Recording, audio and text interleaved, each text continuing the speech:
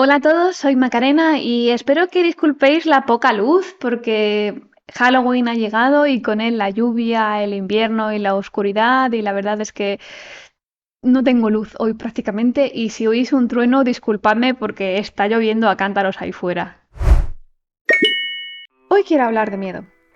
Voy a hablar de miedo porque creo que es un tema del que no se habla lo bastante y lo entiendo, la gente no quiere parecer débil o vulnerable frente a terceros.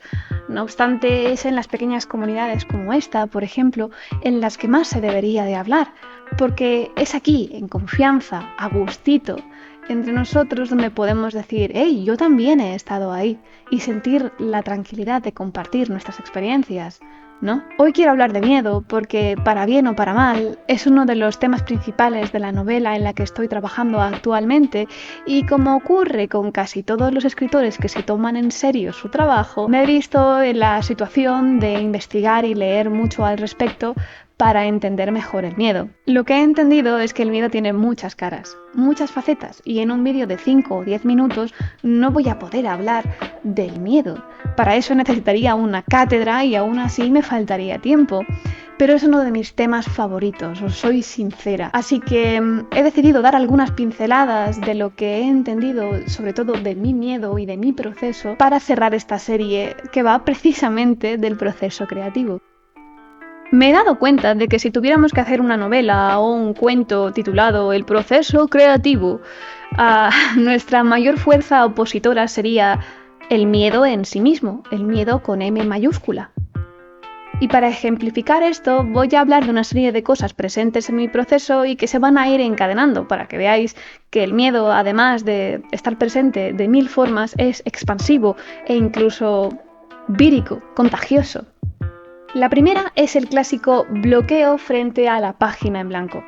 De jovencita pensaba que este bloqueo se debía a no saber cómo empezar. Temía no tener las ideas claras, temía no tener la bastante experiencia, las suficientes lecturas. Luego crecí y me di cuenta de que muchos de estos temores me venían como anillo al dedo para no hablar de ciertos temas. Temas que eran más puntiagudos o comprometedores de lo que me imaginaba. En tal caso era un miedo latente a encontrármelos de frente, a tener que mirarlos a la cara.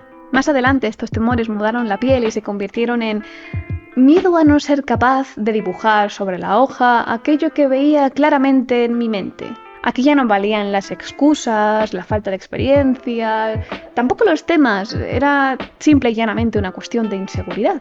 Y al nacer ese miedo, nacen también otras voces, como os decía, esto es vírico, como por ejemplo preguntarte antes de comenzar o durante el proceso si estarás a la altura, si sabes lo bastante como para poder hacerlo bien o si acaso no será en vano. En vano. Vamos a hablar de eso. En vano, lo repito. Esto me da pie a hablar de otro miedo. El miedo a que esa idea que se nos acaba de ocurrir en realidad sea una bobería. Como si solo valiera la pena escribir una idea cuando es el santo grial de las ideas. Como si cada vez que nos sentamos a escribir tuviera que ser utilitarista, productivista.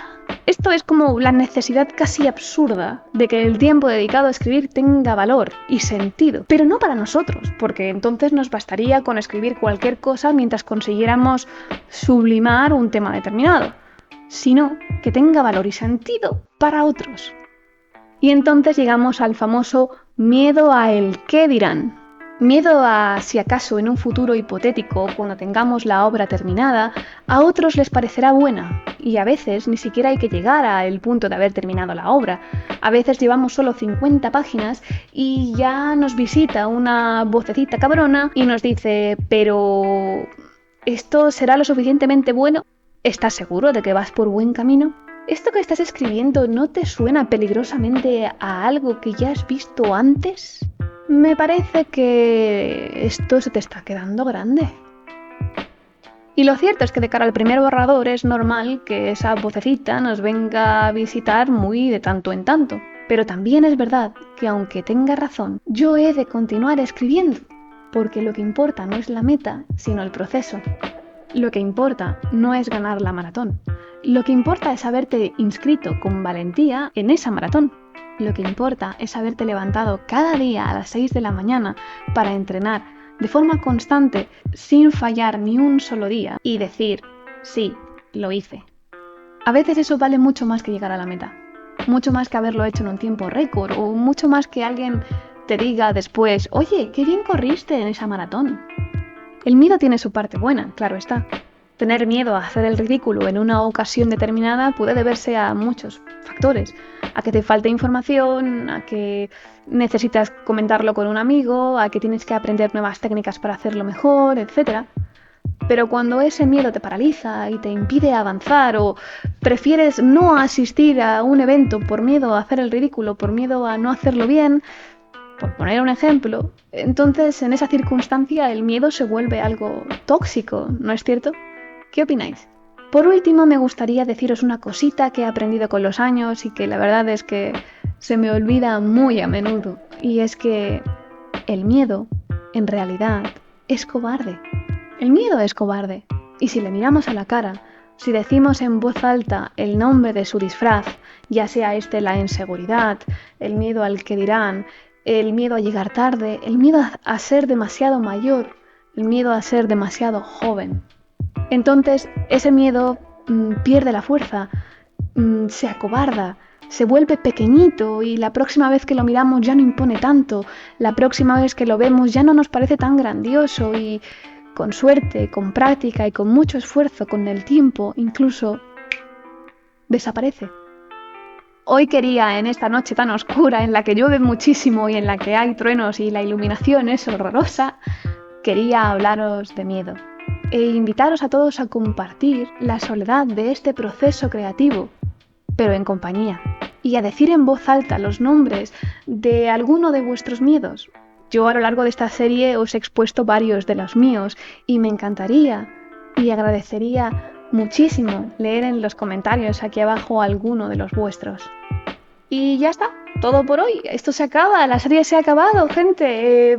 Dejadme aquí abajo lo que queráis y por supuesto, cualquier cosita, estamos en Instagram, en YouTube, en todos los vídeos, en las tertulias, etc.